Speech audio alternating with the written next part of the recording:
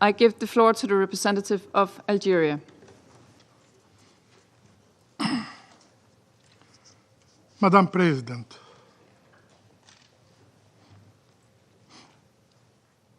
at the outset, I would like to express my sincere gratitude to Mr. Tom Fletcher for his sobering and alarming briefing. Algeria requested this meeting to address the blockade on Gaza, but recent development have made it more urgent and necessary as we witness another chapter of collective punishment being inflicted upon the people of Gaza. This is not a routine briefing on the ongoing suffering enduring by the Palestinian civilians in Gaza. This is not simply an account of deprivation. It is a plea for justice against an Israeli occupying authority that has weaponized starvation as a tool of war.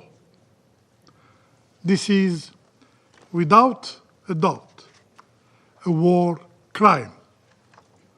The time has come for accountability. No one is above the law. Today,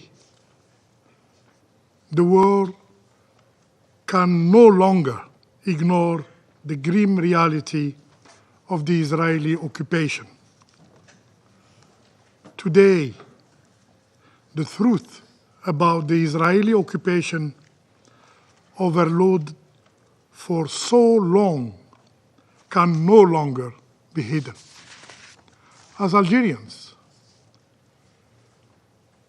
we know, we understand the cruelty and the oppression of the occupation because we have enduring it for over 130 years. Occupation, the most horrible, the most shameful chapter in modern history, continues to wreak havoc, and it must be ended wherever it exists. Madam President, for now over 2 weeks, not a single aid truck have been allowed to enter Gaza. Not one. This deliberate blockade, timed to coincide with the holy month of Ramadan, is a calculated effort to break the resilience of the Palestinian people. With nearly 18 months of hunger already endured, 80% of Gaza's population has seen their sources of food vanished. Yet, as if starving people weren't enough, the Israeli occupying power is using water, yes, water, as a weapon of war. UNICEF reports that only 1 of 10 people in Gaza have access to clean water. And Israel has also taken the step of cutting off Gaza's electricity supply. The result? The sole desalination plant in Gaza is about to shut down, leaving an already weakened population without clean water. Without clean water. Are we really going to wait until more lives succumb to hunger and to epidemic?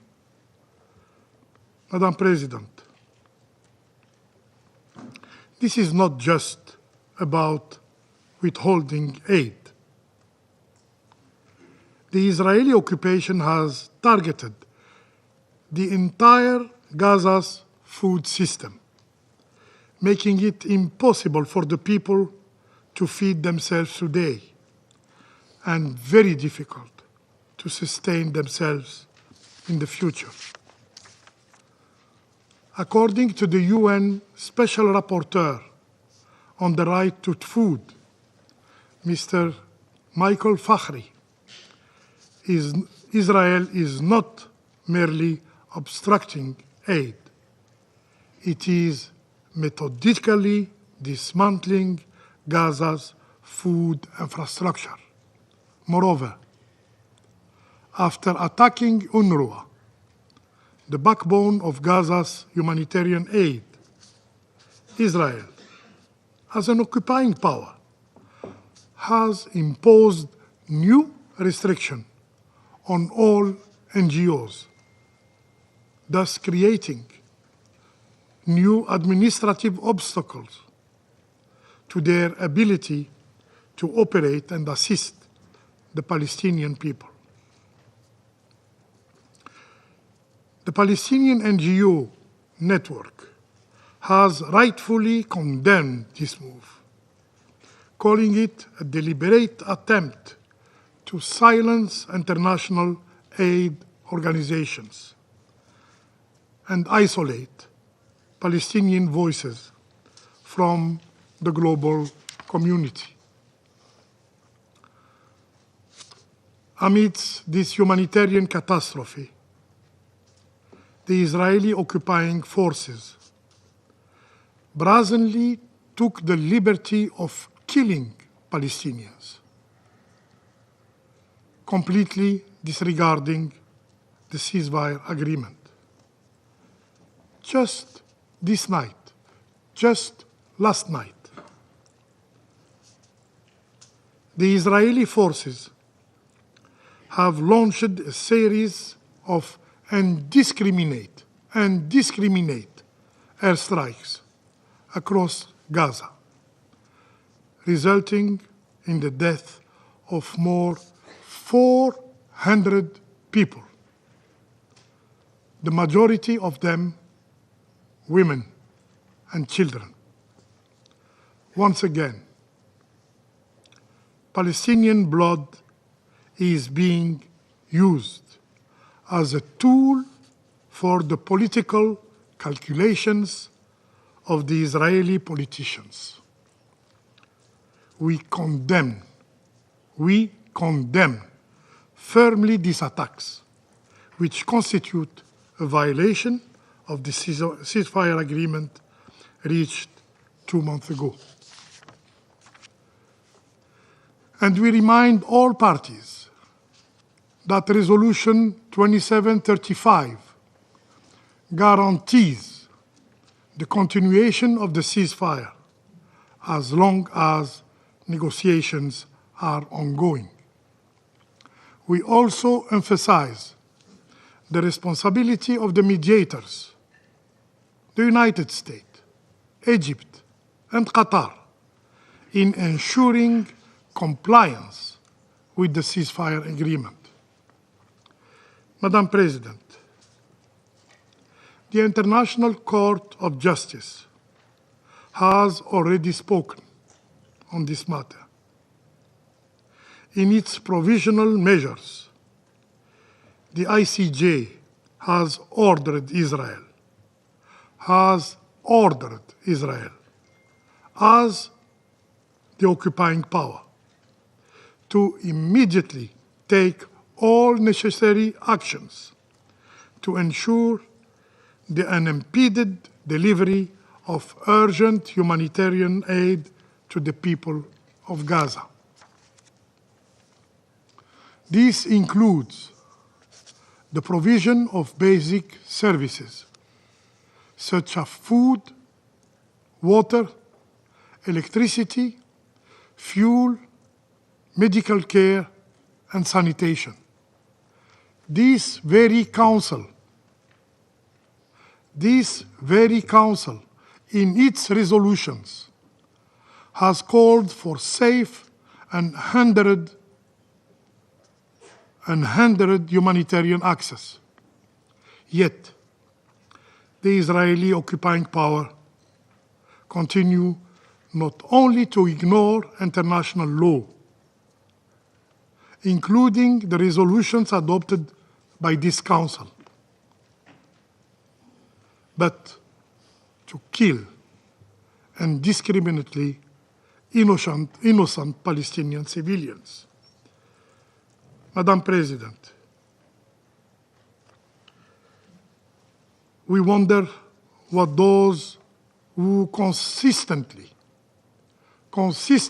invoke a so-called Israel's right to self-defense will say in response to this cruelty, to these atrocities.